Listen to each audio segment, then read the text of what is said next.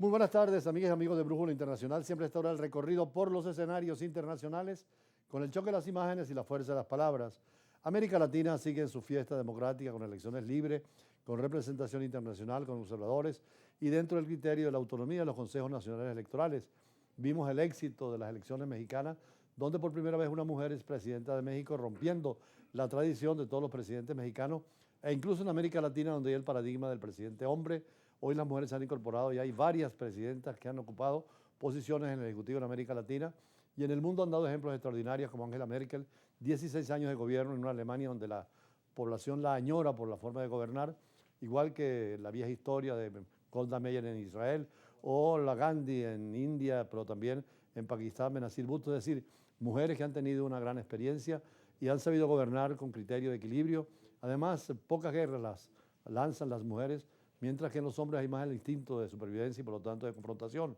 A lo mejor un día tendremos muchas más presidentas, como en el caso de Finlandia. De las 17 ministros, 11 son mujeres, incluyendo la primer ministro, y han gobernado muy bien. En el Brasil todavía la política sigue muy masculina, aunque han tenido presidenta femenina, y en el caso de la confrontación entre Bolsonaro y Lula.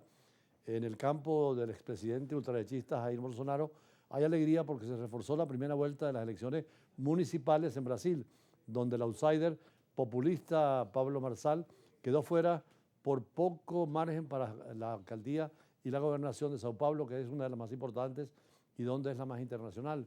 Brasil es un país tan importante en América Latina. Lula lo hizo ahora en Naciones Unidas, pide un puesto en el Consejo de Seguridad, y junto con Argentina y México son las grandes potencias subregionales que, como decía Lula, tiene derecho a América Latina de estar en la ONU, en el Consejo de Seguridad, pero también en África, por ejemplo, Nigeria y Sudáfrica, o en Asia, India y Pakistán. Son potencias emergentes ahora con los BRICS, y dentro de ese criterio es importante la jugada política en Brasil, no tanto en las municipales, sino ahora cuando vengan las presidenciales, a ver cómo se presenta el programa. Elecciones municipales en Brasil. Tras la primera vuelta el domingo, el campo del expresidente ultraderechista Jair Bolsonaro salió fortalecido. En la megalópolis Sao Paulo, el alcalde saliente Ricardo Nunes, aliado de Bolsonaro, llegó al frente con 29,4% de los votos, frente a 29% del izquierdista Guilherme Boulos, apoyado por el presidente Luis Ignacio Lula da Silva. Ambos líderes, que encarnan a nivel municipal la fuerte polarización en Brasil, disputarán la segunda vuelta el 27 de octubre.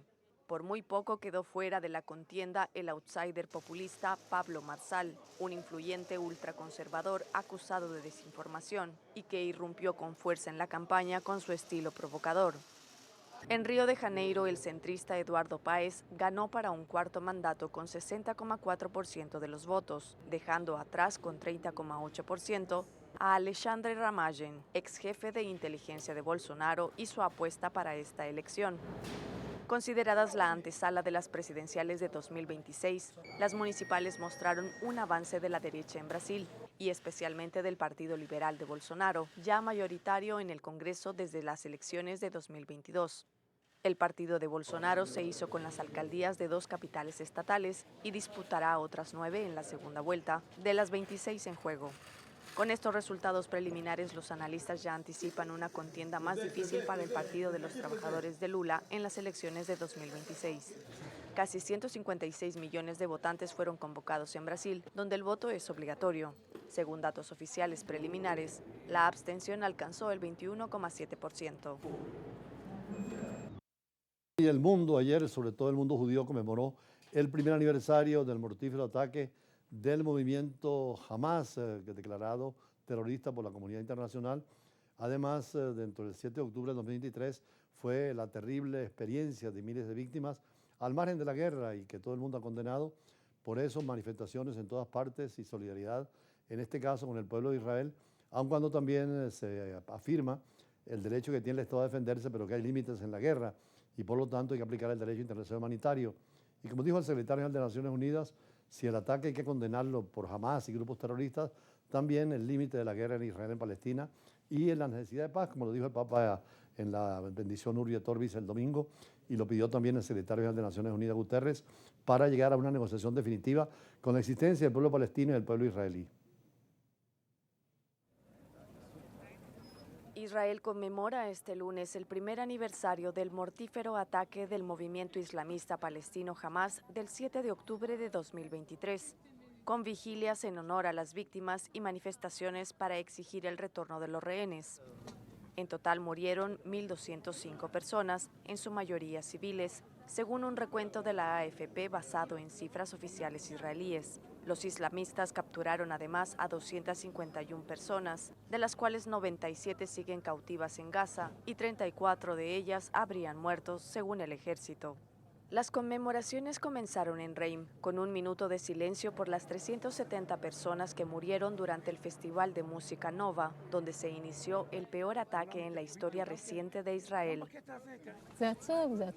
Es triste ver a todos estos jóvenes que fueron asesinados, como si hubieran sido elegidos por una malvada lotería. Todos eran hermosos, amaban la vida, vinieron a bailar y divertirse, y sus vidas acabaron de forma tan trágica.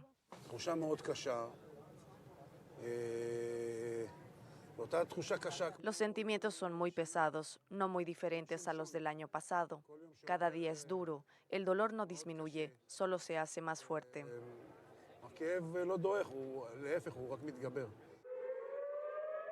También en Jerusalén y Tel Aviv, familiares de rehenes y simpatizantes se concentraron antes del amanecer para pedir el regreso de sus seres queridos, portando pancartas y carteles con sus fotografías. Mientras el país se reunía en torno a las familias afligidas y a los parientes de los rehenes retenidos en Gaza, el ejército lanzó ataques contra objetivos en el territorio palestino y contra Hezbollah en Líbano, donde el movimiento islamista aliado de Hamás dijo que Israel debería ser eliminado. Como diplomático en el pasado conocimos al pueblo palestino y al pueblo de Israel y vimos la grandeza de ambos pueblos y la posibilidad de vivir juntos. Incluso estuvimos participando en algunas negociaciones en Ginebra entre judíos y entre árabes palestinos, donde todos querían la paz y la seguridad, sobre todo las madres, las mujeres palestinas y las mujeres israelíes no quieren que sus hijos sigan muriendo, porque la ley de la vida es que los hijos entierren a sus padres, sino que los padres, como está sucediendo, entierren a sus hijos. De ahí la necesidad de llegar a un acuerdo tarde o temprano y frenar el conflicto que a nadie conviene, como lo dijo precisamente el Papa. Las guerras nada justifican, nadie gana en ninguna guerra, todos perdemos y pierde la comunidad mundial. Por eso nuestro análisis de hoy, antes de las entrevistas, será una visión más a fondo del tema sobre el año de violencia que se recuerda de Hamás, pero también la petición de que se termine la guerra y el pueblo palestino pueda vivir en paz con el pueblo de Israel en dos estados independientes y soberanos, como lo pide la comunidad internacional y como lo decidió Naciones Unidas después de 1948 con la partición de ese territorio entre judíos que venían también viviendo allí eternamente y palestinos árabes en función de la paz y el desarrollo, pero fundamental para la seguridad internacional. El secretario general de Naciones Unidas y en general los grandes analistas, dentro de la línea del centro de condenar la violencia y la guerra, recuerdan hoy y han condenado hace un año el ataque perpetrado por Hamás en el territorio israelí, cuando filtraron y asesinaron más de 1.200 personas, en su gran mayoría civiles, y secuestraron a más de 200. El objetivo político de la espantosa acción era reventar una dinamita nacional que además tuviera consecuencias internacionales y que hubieran dejado de realizar y olvidar la cuestión palestina. Por supuesto que condenamos y condena el mundo esa masacre del terrorismo de Hamás, pero la guerra tiene límites, las respuestas deben ser adecuadas al derecho humanitario internacional y también están condenando los excesos de la posición de Israel en esta guerra contra Hamás en el propio Gaza y además extendida al Líbano y con consecuencias en otras regiones del planeta que podría ser una guerra de carácter regional e incluso una guerra de carácter mundial. Ese ataque de Hamás hace un año que buscaba revertir la marginalización de la cuestión palestina ha desbordado en espiral de inmenso sufrimiento humano y cambios en el precio del petróleo, las elecciones en Estados Unidos y la guerra en Ucrania, nos dice el periódico El País de España.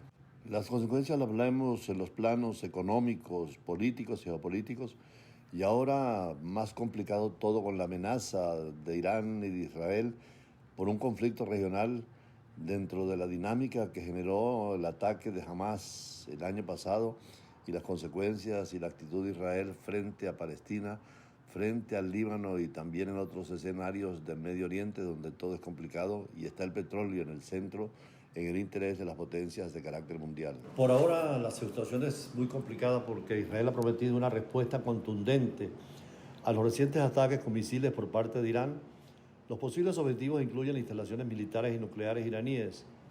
La capacidad de Israel para llevar a cabo ataques precisos y devastadores es bien conocida y sus alianzas con Estados Unidos refuerza su posición estratégica. Pero Irán también podrá responder. Irán ha amenazado con atacar toda la infraestructura israelí si se lleva a cabo una represalia, porque la Guardia Revolucionaria iraní tiene un amplio arsenal de misiles y el apoyo de milicias que están presentes, como hemos visto, en el Líbano, Siria, Irak y también en Yemen, lo que podría convertir el conflicto en una guerra regional. La guerra podría extenderse rápidamente a otros países, involucrando a actores como Hezbollah en el Líbano y los hutíes en el Yemen, pero también a nivel internacional Rusia podría apoyar a Irán e incluso China, mientras que Estados Unidos y Europa a Israel. Además está la variable nuclear. Irán ha avanzado en su programa nuclear y un conflicto científico podría aumentar el riesgo de la proliferación nuclear. Israel, según expertos, tiene armas nucleares y podría considerar un ataque preventivo contra las instalaciones nucleares iraníes, además de la posibilidad de usar armas de destrucción masiva como son las bacteriológicas, las nucleares y también las químicas. Sobre esto precisamente nos habló el embajador de Irán en una entrevista exclusiva para nuestro programa de Globovisión. La utilización de armas biológicas, armas nucleares, está prohibido por convenios internacionales. En ningún país tiene el derecho de utilizar esas armas. En Medio Oriente, el único régimen que tiene armas nucleares es Israel. Entonces, es la responsabilidad del Occidente y de Israel respetando los convenios internacionales, que usted lo maneja muy bien. Y como usted mencionó, la utilización de ese tipo de armas sería un desastre internacional, la consecuencia sería para todo el mundo. Imagínense que en China apareció coronavirus, pero impactó todo el mundo y de alguna manera secuestró las actividades comerciales y la vida normal de la humanidad casi por 3 años.